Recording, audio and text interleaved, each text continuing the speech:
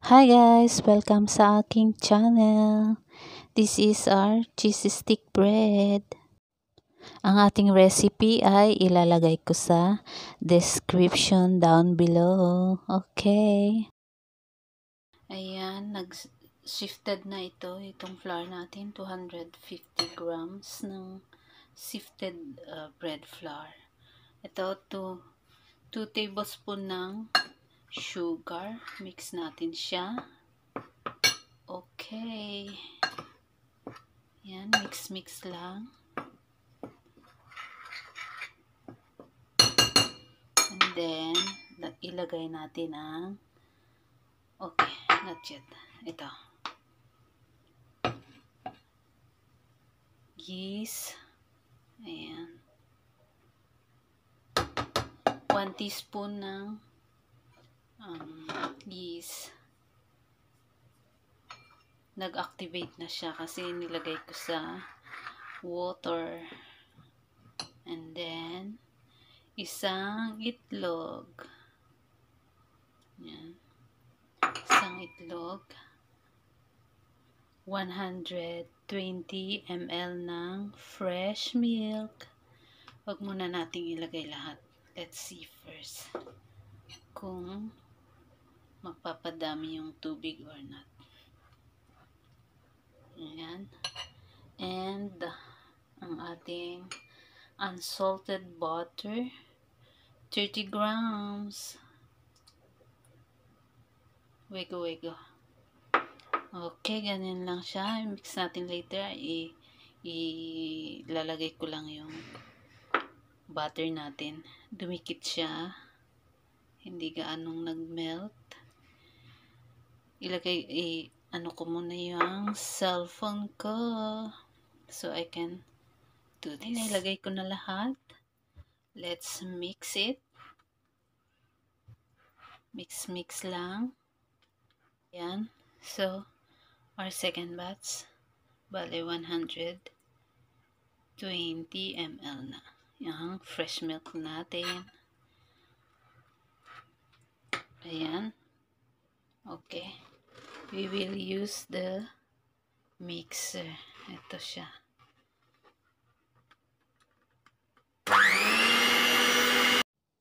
Okay guys, mag-voice over na ako kasi maingay. Maingay yung mixer natin. Mix natin siya hanggang mag-smooth ang ating dough. Ayan. Ayan. Kung wala kayo niyan, pwede ring masahin hanggang smooth siya. Very easy.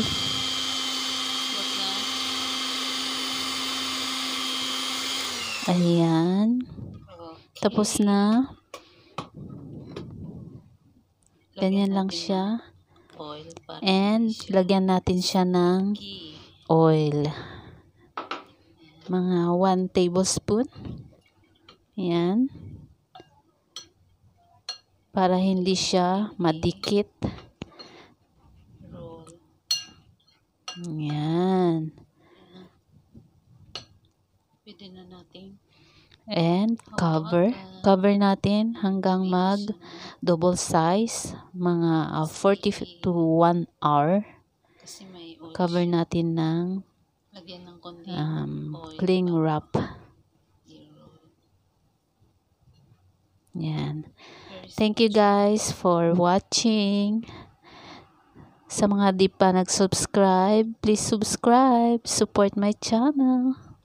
Salamat.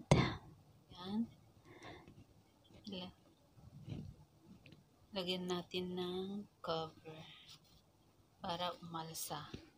Pwede rin guys pagka 1 hour gamitin nyo para sa breakfast, i-overnight natin sa refrigerator.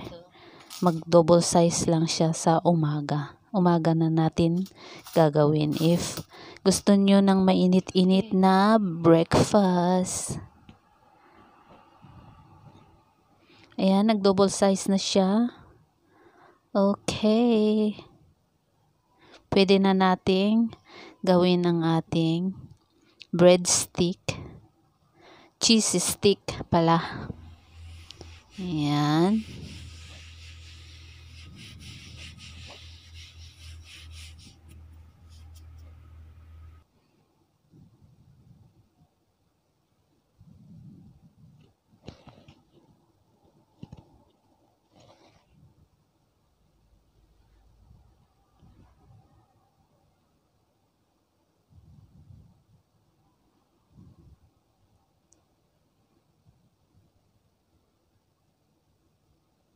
Ayan, dahil 4 lang kami, gagawa ako ng 4 na cheese stick.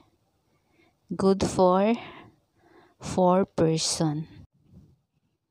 Okay.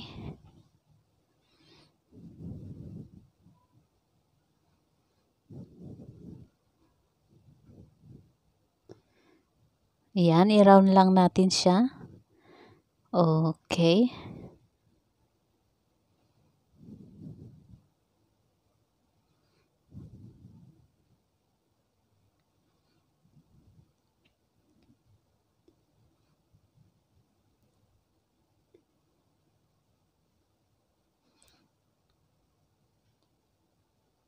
Yan pa rectangle na manipis. Yan, gaya lang yan sa video.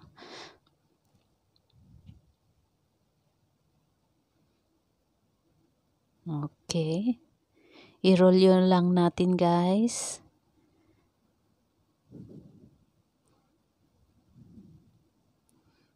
Madali lang siya. Yan, kung mas maganda pag maraming rolls. Pagka maluto siya. Ayan, roll lang natin. Roll your boat. Tapos i-pinch natin yung dulo para didikit siya.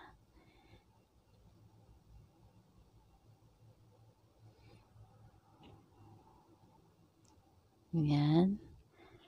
Stick siya. 4. Ayan, ilagay natin sa ating baking pan and cover. Cover natin siya ng 45 minutes. Ayan, after 45 minutes. Ayan. I-brush natin ang ating egg.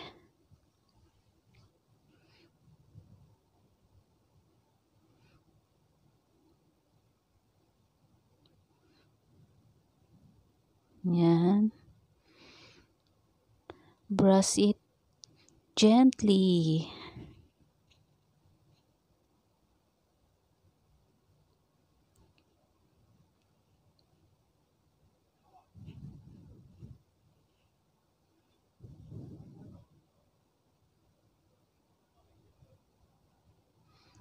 Yan, i-bake na natin.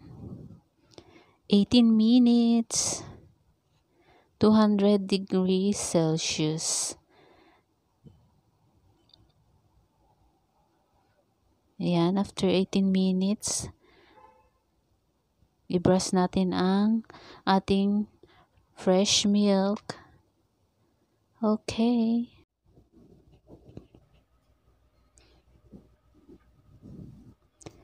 Next ay ang ating grated na cheddar cheese. Pwede rin ang parmesan cheese. Ayan.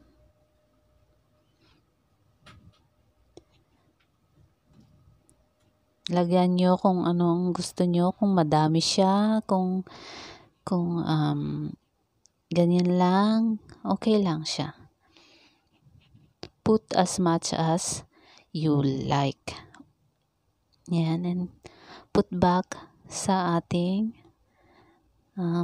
oven. Bake for 5 minutes o hanggang mag-brown siya. Ayan. Well done. Ayan na siya, guys. Oh, ang sarap. Hope you like it, guys. Comment nyo sa baba kung nasubukan nyo na. Thanks for watching. Bye. Take care.